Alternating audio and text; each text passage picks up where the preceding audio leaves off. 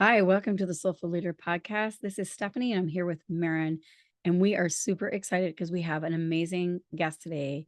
His name is Mark Silver, and he is a wonderful being who helps people literally do business differently and recover from the toxic memes that business is kind of being portrayed in this world today. Yeah, the traditional way that we are taught to do business, it's because we live in it, we don't even realize how toxic it is sometimes. We feel it.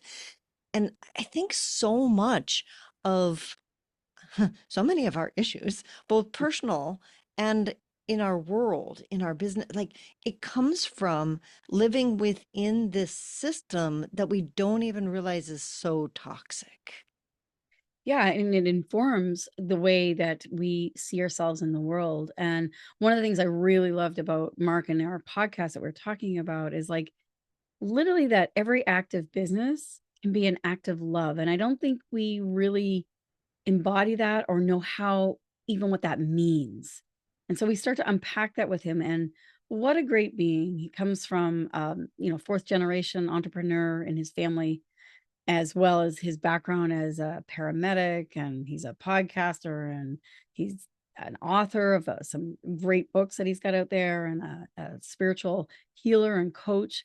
He's bringing such a plethora of support and guidance. He's also practicing Sufi, so with a master's in divinity. So I think he's stretching from all different quadrants of what is possible, and then integrates the outer world and the inner world, which I so love. And to me, as a soulful leader, he really embodies that.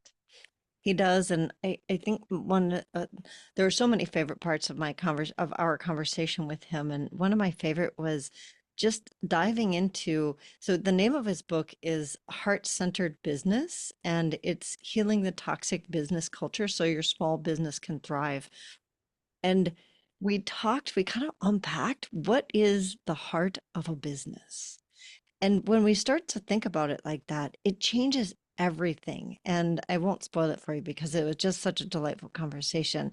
I think you guys will, Stephanie and I absolutely loved this conversation, and I know that you all will as well.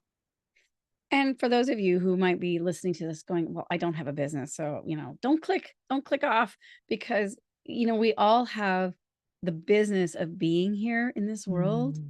and that we all have gifts and strengths that we are meant to unfold and to share with the world. So look at, our business, your business, beyond the transactional corporate kind of meme that we know as business. We talk about that, and Mark really transcends that. He does. Well, please, as usual, let us know your thoughts, and we'll see you on our Facebook page and on our LinkedIn page. Both of those are at the Soulful Leader, and we look forward to hearing your comments. Please enjoy our conversation with Mark Silver. In a world where we have everything and it's still not enough, we're often left wondering, is this really it? Deep inside, you know there's more to life. You're ready to leave behind the old push your way through and claim the deeper, more meaningful life that's calling you. That's what we invite you to explore with us, We're your hosts, Stephanie Allen and Maren Oslack. And this is the Soulful Leader Podcast. Yay! So we're very excited today to have our guest, Mark Silver, with us. And he is, as you know, from the intro, he's got a business called The Heart of Business. And I want to kind of get us kicked off with a question, kind of dive right into it, Mark, with tell me what it means to you, the heart of business. So, thank you. I'm really delighted to be here. Thank you so much for having me. And, you know, um, it really has a very spiritual meaning. And from a Sufi perspective, everything that exists has a heart. And that is the expression that is the divine presence in it. And from a Sufi perspective, everything came from the oneness, and everything is an expression of the oneness. And when we talk about the human being, we have a heart, and that heart is our spiritual heart is our connection and expression of the divine through us. And everything that exists is a divine expression. So everything has a heart. And when we talk about a heart of business, we're saying that any business, any thing, any project has this existence that's that it is its own and that we can connect with it. So that's kind of like the more esoteric meaning. Um, Heart of business, in another sense, is really just being with the essence of it. I think that we get overwhelmed. A lot of people in business get overwhelmed. So many details, so many things to do, so many people, so many just coming at you. And when we can connect with the essence, when we can connect with the heart, can connect with the love, all of those distractions and overwhelm can melt away, and we can be really clear, like, what is it that we're up to? What is it that we need to be focused on? Where does our attention and our care need to be? Mm. Yeah, that can create a lot of noise in the outer world, and we get very addicted to that. And that becomes our identity and our kind of our guiding or our guidance, rather than what I'm hearing you say is like, being able to really connect into that heart allows the outer dissonance to literally dissipate and fall away. And Yeah, we can be, exactly. yeah. I love the analogy with the human body has a heart. So at a very practical level, right? So if the heart stops in our body, the body stops. And Hmm. I don't think that we think about that with our business. Business is all about the busyness of business instead of the heart. And like when I know for myself with my studio, when our heart, it's like thinking about it from that perspective. I look back and I realize that there was a point in time when the heart of our business started to like go downhill and have Mm. problems. And that's where, like we found it back. We went through many cycles. There were times when were able to get it back, and then it dissipated again. And looking, to be able to be present and look at it in the moment from that perspective, how powerful that is for changing your business. Absolutely. Yeah. Absolutely. I mean, we've worked with, at this point, thousands of business owners over the last quarter of a century. And, one of the things that we consistently come back to is asking people to slow down and listen to the heart of the business, like do some listening. A lot of times people are only active with their business when they're trying to make the business do something and be productive with it, which, on one hand kind of makes sense.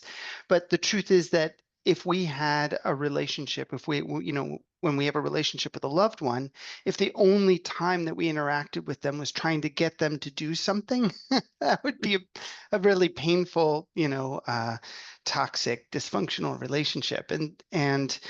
Um, and I think that it's actually extremely practical and extremely efficient, as well as just really nourishing, to just slow down, just kind of be with your business and to listen. And there's a lot of different ways people talk about this, but to be able to pause and to be able to listen to what's actually in motion, to what actually has your attention, to what actually is asking for your attention. I think we're all familiar with the analogy of fighting fires in your business, running from one urgent thing to the other, but not really taking notice of what really needs to be cared for, you know? And I think that that's really at the heart of helping a business really thrive without hurting yourself or hurting anyone else associated with it. I like what you said about a relationship. Like if you just ignored a relationship and then you wanted it to do something, it doesn't go very well. And it's like when I think of this heart or the soul of a business, to be able to ask that question of like, I might have an ego possibility of what I want to have happen, like goal setting and different things that we talk about, especially, when we think of, quarterly goals and yearly goals and things like that. We have this agenda that we want to have happen, and then we kind of force it and push it and try to make it happen without considering that the business has a heart and a soul, and what might it being the business want to have happen for us or for humanity or for something else, and having that collaborative conversation. And I think that's so Yes. important, and it's so, as far as I'm concerned, at least in my world, I don't really find that a lot of people think that way. It's true, and we lead people through this kind of an exercise all the time. I mean, there's a lot of really practical things we attend to as well. Like there's, marketing and the structures, the systems and, team and all these things that do need, they need care and attention. And this deeper listening of like, what is it that the business is asking from me? And if it gets it, what does it want to give me? I mean, that's one of the ways we construct that. And people are often really surprised because they have it in their head like, oh, the business, I need to work really hard. I need to be pushing all the time. And what often people hear is like, oh, the business just needs some care, or it needs me to be more joyous, or it needs to be more playful. These are the kinds of messages I was just hearing recently from folks. And it's very surprising. People go, is that really true? And then they feel it, and then they lean into it. And then when they bring their playfulness to their business, suddenly things get a lot easier. Suddenly the relationships and the connections that they're making are much more effective. They lead places. A lot of times when we bring that kind of like, I've got to get it done, productive energy, that pushes people away. It doesn't feel good to be around very often. It doesn't feel good to do that either as a It business doesn't. person. It's like, that's not my, like, I feel very salesy. I feel very like pressure. And Right. that's not who I want to be in my business. And I know there's a certain requirement of that. And I know I need to sometimes have that mind shift around it, instead of saying I'm like, selling, I'm actually serving. And that is a shift, isn't it? Of like It looking at it is. from a different place. And It is. if you could stay, there's two questions I have for you. If you could say more about that, as well as like, I'm also really curious how you even came to this, like Mm, how that shift of, like, because there's so much toxicity in the business world out there on how to there do is. it, and that old push your way through it. And that's what Maren and I talk a lot about. It's like there's another way, but I'm so curious about even how you got there. Yeah. So, yeah, and we can come back around to like, how do you shift into that? That was something I was just talking about earlier today. But how I got into it, actually, I grew up an activist, a punk in outside Washington, D.C., and hated business, hated what business was doing to the world. This is back in the 1980s, and I just really kind of kept that in my heart. I saw that over and over and over again. And yet at a certain point in my life, through the nonprofit world, through running a magazine, through these kinds of things, I learned something about marketing. I grew up in small business with my parents, business that was my grandfather's. And I saw people, friends of ours, who were self-employed doing really, really important, beautiful work, um, organic gardeners, people just trying to make a living. And they're like, how do I do this? And I knew more than I thought I did. And then we intersected with a Sufi teacher, and there was a 3-year school that talked about business healing. Specialty in business healing was one of the specialties offered. And I was like, what? Business healing? What does that even mean? Yeah. And it provided me an alternative to the kind of anger reaction based activism that was really burning me out. I'm not saying anything bad. Like we need that kind of activism, but for one person, for somebody to do only that for years and years is really exhausting. Um,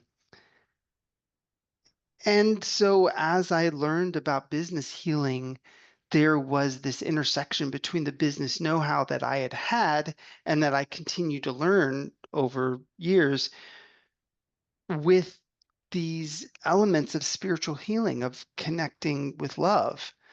And it began to merge in my heart. And I did the work, I got the training, I got my master's of divinity. I was faculty with the school. Um, uh, and it's been woven into the fabric of what we do at Heart of Business, where we don't there's an approach to spirituality in business that says go sit on the cushion or pick up your beads or do whatever and fill yourself up. This the gas tank analogy. And then you go do business the way that you have to do business because that's how business is done. And then when your tank is empty, you go fill up again. And that has never really worked. That's never felt right to me. And so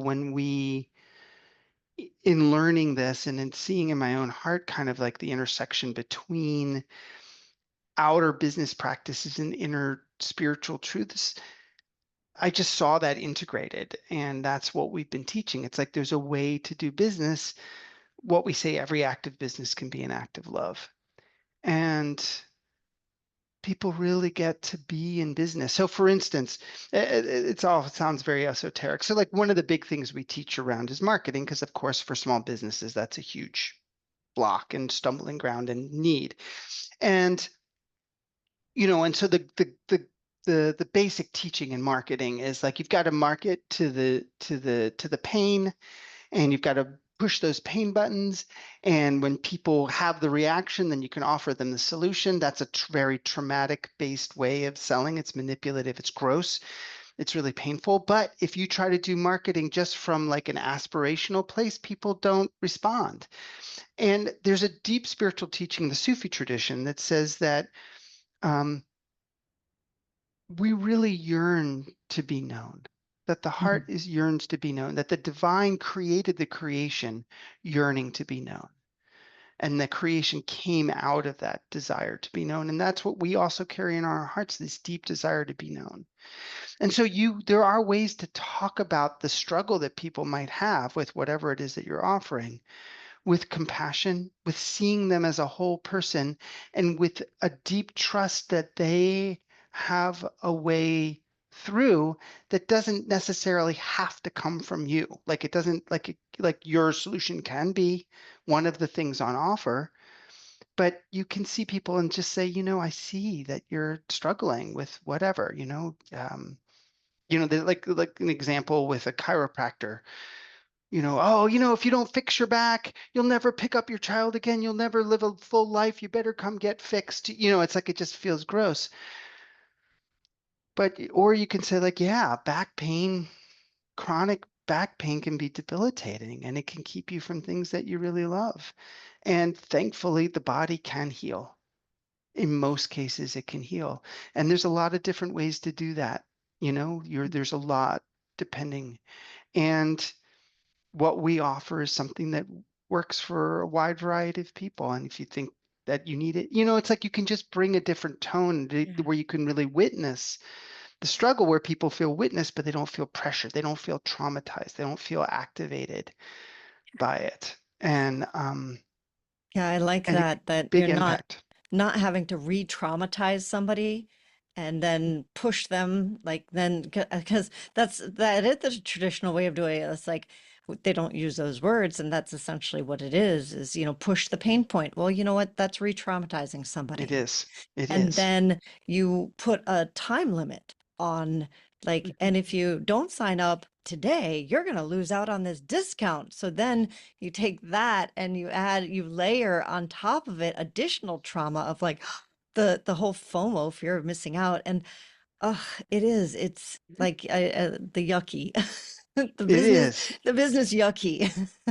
We have a whole guide that I wrote called Don't Buy Now, and it was about how to spot manipulative sales tactics so you don't have to get taken in by them. And it's like, it's just, when people can see them, it's the difference between being at a carnival with all the bright lights at night, versus being there in the daylight and you can see the tricks. Mm. It's like, Yeah.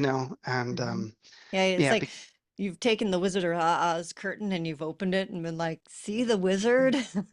if anybody's offering you a time limit, but like if you sign up while we're on this call, don't ever do it. Do not ever. Just like I know. How many categorically no. times have I done that? Like, you know, how many times have I been on a call where someone has done that? And I'm like, oh, I have to do this because if I don't, I can feel the shame. Like, Yeah. if I don't, I'm going to miss out, like the fear of missing out. But also, after sometimes when I do that, then I'm like, ew, ick. I feel ick. Like, how do I get out of this now? Like, Right. I'm not engaged from my heart and my soul. I'm engaged from a place of fear. Yes. Yes. And I can promise you that anybody who's using that kind of a tactic, they are benefiting from the fact that you're not able to take the time to regulate your own system and to look at it and to talk over with people that you trust, to get second opinions and to really do your research. Like it's don't, don't ever, there's never a good reason Mm. to use that as that's it's one of the manipulative tactics, and I like Well, what don't you ever do just it. said about the emotional regulation, because I think that's a real key thing. And I've talked to some of my clients about that. And I know some people don't like, well, what is emotional regulation? Like, what even is that? And why is that necessary now? And why, if we don't have emotional regulation, what are the issues that come up with that? And I think that's where, and I'd love for you to talk about that a bit too, because Mm, I think that's mm, also where the toxic yeah, business culture comes in, is that they actually hijack that emotion. right, especially in the sales conversation, but they do it on teams, they do it within companies and corporate cultures do that all the time. They take advantage, all this talk about like we're a family, and it's like, oh yeah, so and families are never dysfunctional and painful and traumatic, right? So Jeez. anyway, um, so and you're not a family, like businesses are not a family. And yeah, so emotional regulation, and I just want to say, I am not a therapist. I am not a trauma healer. I'm trauma informed. I've had to go through my own PTSD. Former career, I was a paramedic in the 911 system in the San Francisco Bay Area and Oakland, um, in Alameda County. And so I had to deal with that. And so I know about it, and I know a little bit about trauma healing, but it's not my specialty. So I'm talking about it as a layperson. But emotional regulation, um, when strong emotions come up, they they push us, like they if you're scared, you retract or you do whatever you do when you're scared. Some people, lash out, some people retreat, some people cling. Like there's all these different kinds of reaction cycles that we go into when certain emotions are large, and that doesn't have to be, could be grief, it could be sadness, it could be anger, there could be, whenever those kinds of things are activated. I mean, in politics today, you can see how they're using emotional dysregulation to get people, get certain populations very angry, and then they're very reactive, and they're not really operating from a place of wisdom or connection or, or truth. And so it's okay. I mean, we have big emotions. It's not a bad thing. You just don't want to take action when you're in that state. You don't want to Yeah. make big decisions when you're in that state. A lot of times when I'm talking to a potential client who's considering hiring me, unless we have like a long association, they know me well. But if it's somebody that I don't know or they're new to me, I say, I don't expect you to make a decision while we're talking. In fact, it'll be important for us to hang up and for you to take some time away from me, because when you're in somebody's flow, it can be very affecting, you know? Mhm. And we may like each other as people and have a good time talking, but is it a good decision to hire me? Maybe it is. I hope so. I'm looking forward, it seems like it would be good to work together, but you need to take some time away from me and check in with yourself, check in with people you trust, and make sure that it feels like a regulated and aligned I decision. love that. I love that. So, and I want to go back a second because I think that some of our listeners are business owners they don't do the manipulation from a place of realizing that it's a manipulation and Right. or from a like from a negative place. They do it because that's what they were trained to do. This is Yes. just business, best practices. Best marketing practices are fill in the blank, and they tend towards this. Put a time limit on it. I mean, we just went through, like all the season of sales We're where thick in it. Yeah. we're thick in it, right? And so there is this constant ongoing, this is the way that business is done. So I love that you gave that example for business, that there is another way if you are somebody who is doing that type of marketing and that's how you close sales. And you do feel the ick when you're the person who's doing it. It doesn't feel aligned for you. Know that there is another way. There are multiple other ways. And That are still effective. You still end up with clients. very, You still end up getting paid.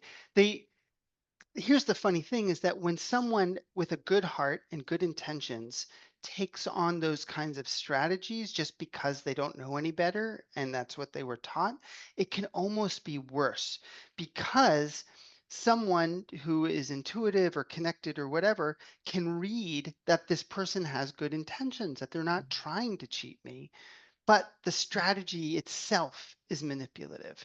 And so because they're not, the person isn't reading that the person selling has bad intentions. Oh wow, this person has good intentions, or it feels good, or we have a good connection and they feel, but because the strategy itself is doing the manipulation, it can really throw people off.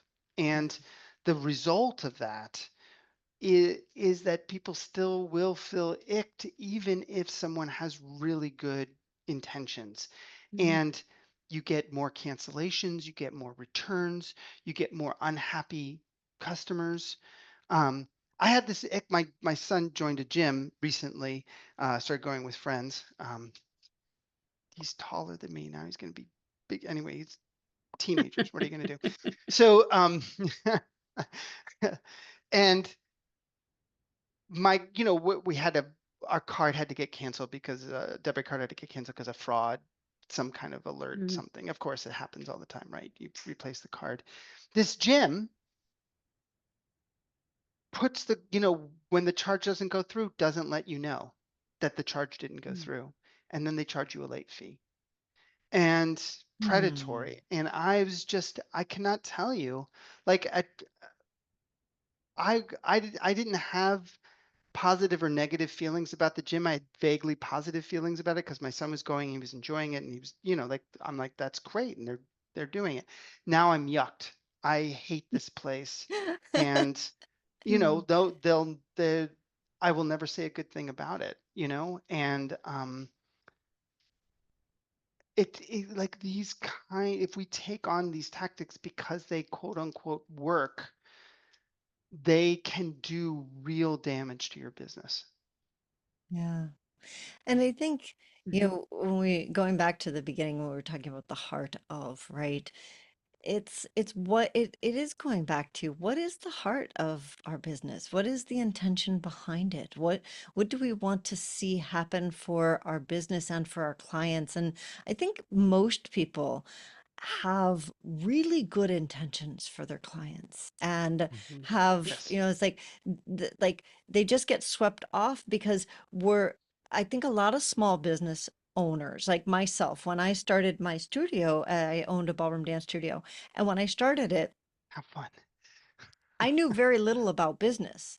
And then I dove in, as a professional dancer. I then backdoored it into business, right? And I did a lot of studying and and when you're doing that, which I think most small businesses do, that they start Yes. off as people who are excellent at what they do. Then somebody's knocking on their door saying, well, would you teach me? Would you show me? Would you do that for me? Would you like, and so now all of a Mm. sudden you have a business Right. and you're like figuring it out as you go.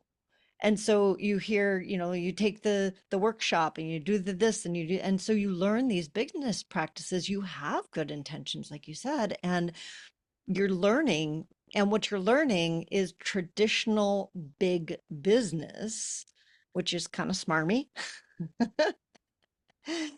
And unfortunately, it gets passed down. It's like I really think of it like so much of, I'm a big gardener, and large agriculture got passed down to the small farmer. And it's done so much damage, and the small farmer doesn't need large agriculture, but it's just passed down. And the same kind of thing with business. I see it so often. We just adopt what is working on a large scale, not realizing we don't need to do it like that. And it's not working on a large scale either. Like it's No, accumulating money to very few people.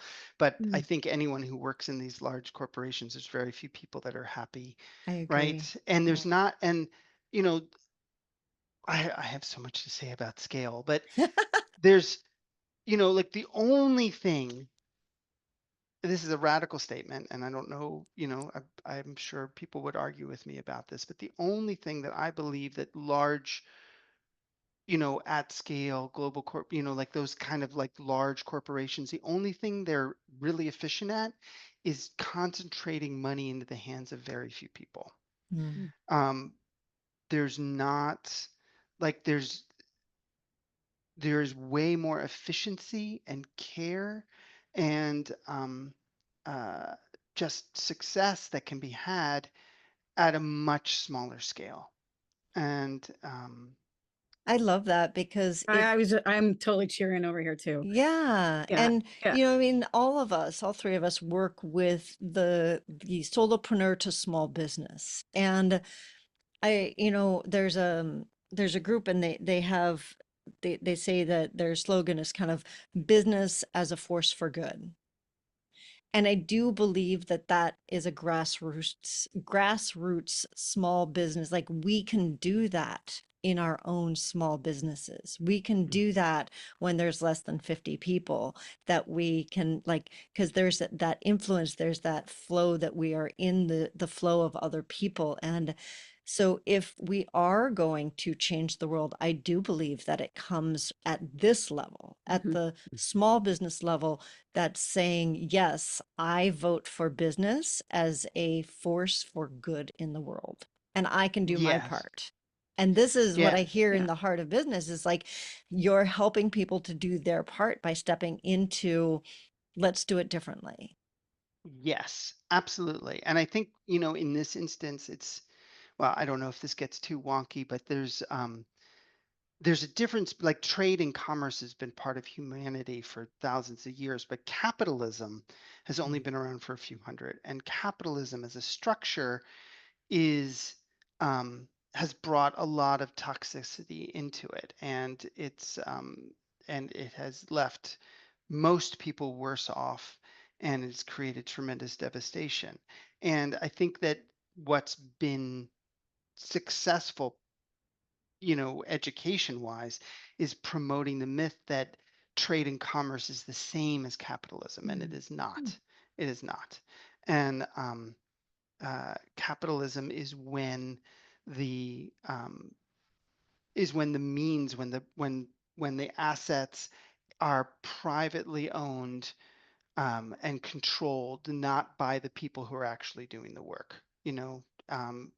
And so when you have Mhm. tiny businesses, people can be much more closely connected, and like you can do cooperatives, you can do profit sharing, you can do all these different ways for people to be really directly related to it. Um, and it's anyway, this is a much larger conversation. I probably shouldn't open that can of worms, but No, but, this but I is think right on. it's I have a really question with this. important. Yes, but it's really important to understand that um, capitalism is not healthy for the planet, and we can see that. We can see the I results don't of think that it's around us. healthy in a way of a mindset too. I work with a lot of clients who, when I talk to them, I say, "Have you ever considered opening up your own business?" And there's usually a couple different views of this, of why they're not opening their own business. One is they're like, "Oh no, I love what I do, and as my hobby. And if I made it into a business, then it would control me. It wouldn't be fun anymore." And I Mm. think that's what you're saying is about the capitalism, because we have such this toxic view around capitalism. They've neuroassociated doing what they love and making a difference in this world is not in the same as capitalism, which it isn't. But they think that if they actually do any kind of business, that it's going to be some sort of capitalist sort of thing, and they lose themselves, so to speak. Well, I would actually add to that because I don't think that that's wrong. I think you're right Yeah. with that. And in addition to that, um, capitalism, at least here in the U.S. As well, but in other countries as well, life has been made so much more difficult. You know, that it a lot of people struggle to survive financially, and to take that pressure into something that somebody has joy about, I Mm. don't think it's just a mindset thing. I think there's a very legitimate fear of like, oh, how do I meet the pressure of paying for groceries and paying the mortgage Right. and paying, and caring for family or caring for loved ones or just caring for self, um, and uh, and not lose the Your joy. security, your Yeah, security and the joy, like how do you yeah, integrate the two of them together? I find that that's one, like, that I don't know how to do this. I don't right, know how to live if right, I actually shifted from leaving my right, job and doing something that really brings me joy. How do I live in my foundational needs? I think right, there's that. And then I think there's also the pressure, the other types of individuals I've talked to too, that they get the pressure that, hey, they are doing well in their small business and they're getting, they're hmm, have sufficient needs met and everything. And then there's the pressure from the outside of saying, oh, well, you should franchise this, or you should open up another yeah, location, and you should do this and yeah, add more people and da da da da. And they're like, no, that's too much to me too. Like, I'm doing great. And I think right.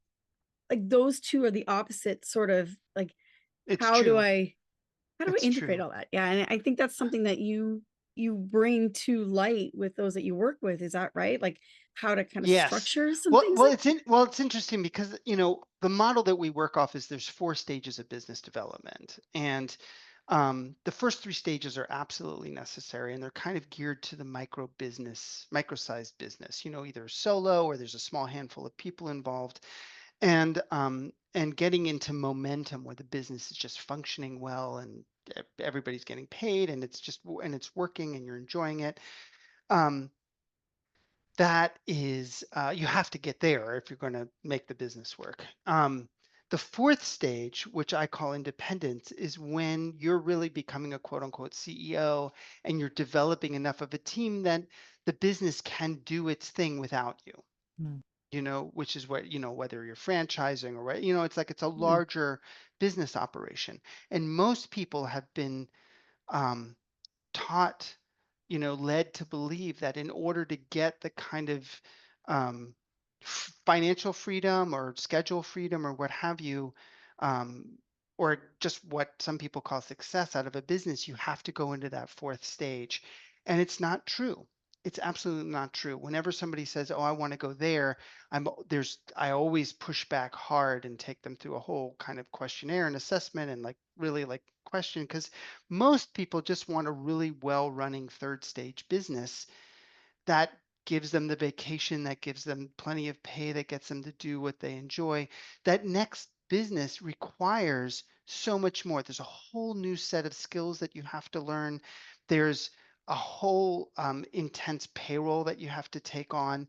And there's a good deal of cash flow and fun, money. Just you need resources, and it's very easy to stumble at that stage and get buried. And unless you really make the jump in a significant way, many people end up making as much or less for themselves from a stage 4 business as they would from a well-running stage 3 business. And they go, huh, I'm working all this hard and did all that work and I'm and why? not even getting the financial reward. Right. Now, some people do go on and do really well with that, but it's like you have to, you talked about, ballroom teaching, ballroom dancing. Like you have to enjoy the process of developing that stage of a business. You have to want to do that. You can't kind of do it incidentally. Mm. And it just takes a lot. And for the right people, it can be really joyous. I'm not saying inherently wrong thing. I'm just saying that it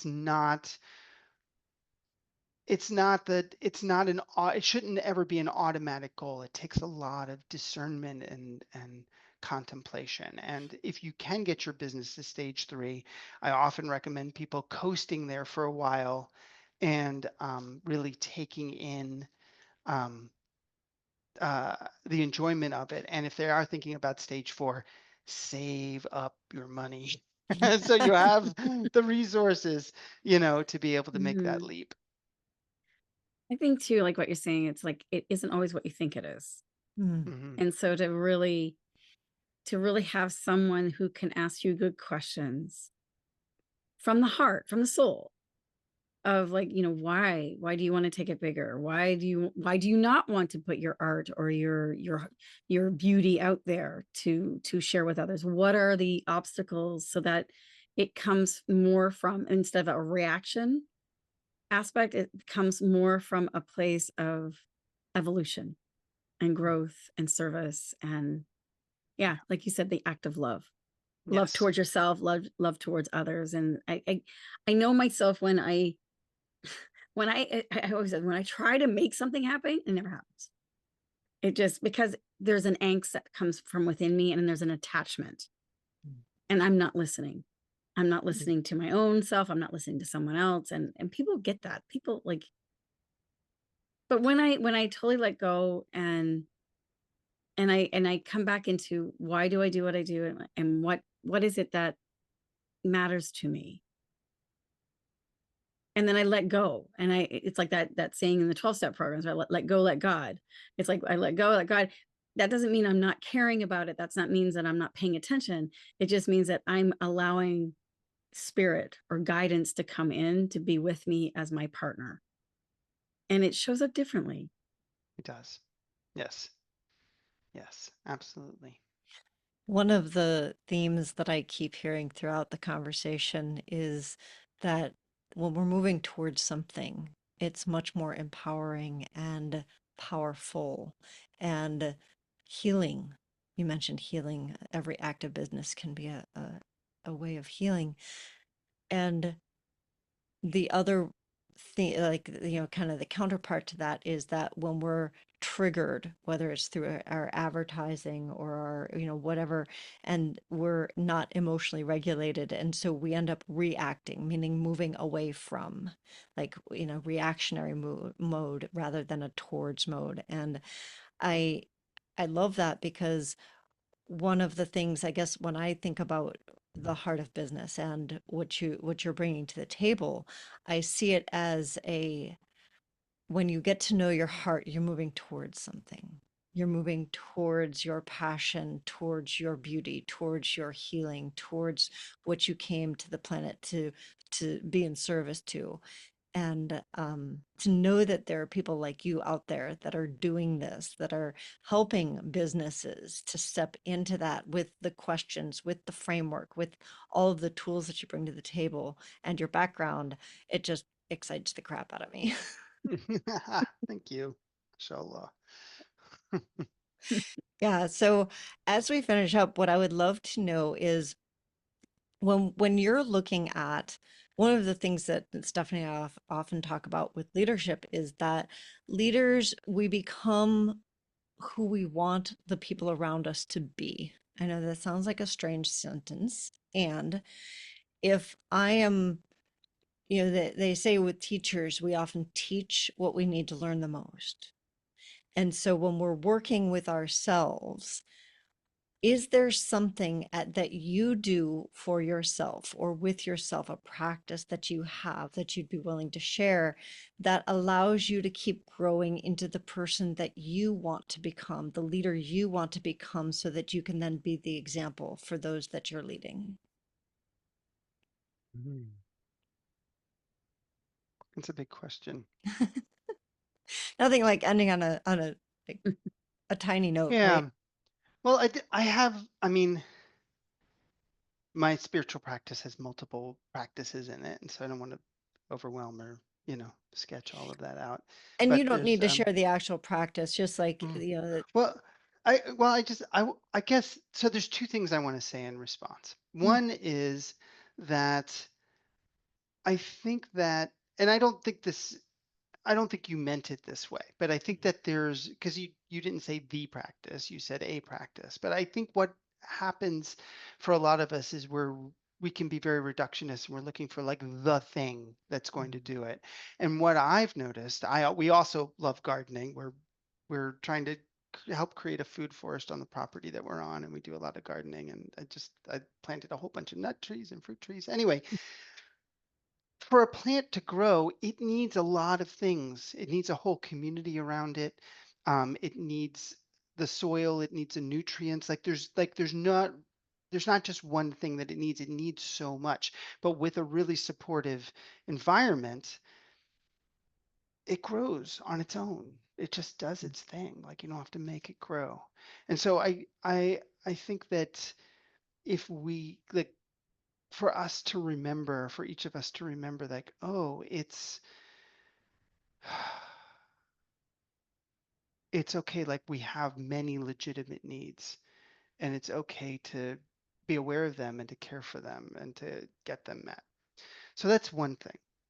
The second thing that I want to say is that I think like there is kind of like at the heart of a lot of the practices I do, there's this I've come to understand that one of the most important capacities that a human being can develop is the ability, the willingness to be uncomfortable emotionally without needing to fix or soothe immediately. Mm. And there's a question that we like to ask um, clients and ourselves in these moments, which is love available even here? And so Mm. if I'm in some kind of a reactive state, or I don't know, I'm just feeling messed up, man. The other day I was like feeling so off. It was just like off. And I'm like, what if I didn't have to not feel off? What if is love available even here in the state of offness? And there's just, God, just saying that, I just feel the space come in. I can take a breath. And it didn't even necessarily change the mood. Like I was still felt off, but that wasn't the point. The point was that there was spaciousness, that there was acceptance, that I didn't feel so tight or cramped or twisted around it. It's like, oh, Mm. what's here? And I find that that is what helps expand my container and my ability to be with many, many different types of clients or situations without being as reactive. And I really cherish that practice. I think that is such a beautiful practice because when we go back to the reaction, so many of us, when we feel that emotion, we either want to fix it, get away from, so we would either push it away or we dive deeper into it and try to mess it up even more, or we literally freeze like deer stuck in a headlight. And what I heard you say is that you made space. Like, is there love here? Is there love in this moment? It didn't change the mood, but it created a safety space for you to be with what is. Yeah, I'm That no longer alone in that feeling. exactly. And that it's okay. And that this, it's like that saying that this too shall pass. Like if I can just be with this, it too will move through like the weather patterns. Yeah. And that's kindness. To me, that's so kind to yourself. And I think that's what I'm hearing too is the leader that you are, just in the very beginning that you said, instead of like pushing people, like letting them get off the phone and go talk to their loved ones about an opportunity, if it's an opportunity for them, and giving them that space so that they can show up in their heart according to their guidance, not someone else pushing onto it We had their a new, agenda. exactly. We had a new employee come on, I guess 2 years now. People don't tend to, luckily people stick around. Um, we had somebody retire. She wanted to be with her grandkids. Go figure. And we had to replace her. And and what we did was I waited until this employee made her first mistake. And then we celebrated. I said, oh, you made your first mistake. Yes. That's what we're waiting for. We all make mistakes, and just actually celebrated the mistake. And made her feel really accepted and made her feel really like, just explain that, I want people to, we of course don't want people to make mistakes on purpose or through sloppiness, but everybody makes mistakes, and I would much rather someone feel empowered to try something and to act and to know that they're not going to be punished for their mistakes than to be doing their job or doing whatever it is they do, trying to avoid mistakes rather than trying to do, rather than trying to be effective or trying to be creative or trying to, so And we learn so much from those mistakes. yes, We learn and grow, not just individually, but as a team. yes, exactly. I think we could go into a whole nother podcast just with that. It's fun because Stephanie and I actually did a podcast late last year. It was called Missed Takes or Mistakes. And so, yeah, pulling apart words, we like doing that too. Anyway, we have absolutely totally enjoyed speaking with you, and I know our listeners will want to contact you. So if they were interested in contacting you, possibly to work with you, or tell us a little bit. I think you have a book that you wrote. Tell us a I little bit do. about I your do. book, how to I reach do. you, things you've got If going I on. if I was savvy, I'd have the book right here, right? So I'll grab it. Anyway, a nice, easy way to connect without being too committed. Heart-centered business, healing from toxic business so your small business can thrive. There's a lot in here that's both healing and also very practical. I've just heard from somebody who said this is the only business advice that's really stuck with me and worked, and so I just um, and so there's the book. You can find us at heartofbusiness.com.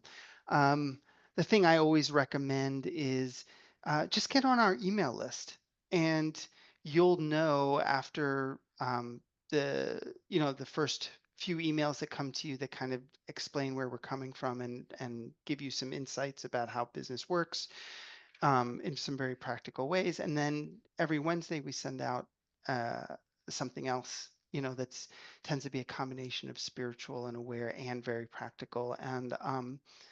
And you'll know, pretty soon whether what we do resonates. And then if there's something you want to do with us, if you want to take a course, if you want to get more personal support, if you want to join our learning community, there's other options, but there's plenty of free stuff, and it's best to kind of check it out first and see if it resonates.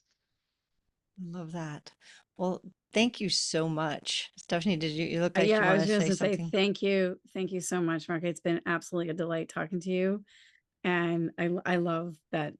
I just I've loved this time, and it's changed a lot within myself and how I've seen things and possibilities. So That's Absolutely. so beautiful. wonderful. And may your book and all that you do, I love that it's healing, because it's the world is what's so needing it right now. So thank you so much Thank for you. taking that time. Thank you so much. And thank you both for the space that you all hold. This has been a beautiful conversation. I feel very held, and it's yeah, I just appreciate the two of you. Thanks. You- And as a reminder to all of our listeners, if you're driving, don't worry about it. You can find everything and links to Mark and his website and his book in our show notes. So thank you all for listening, and we will see you next time on the Soulful Leader podcast.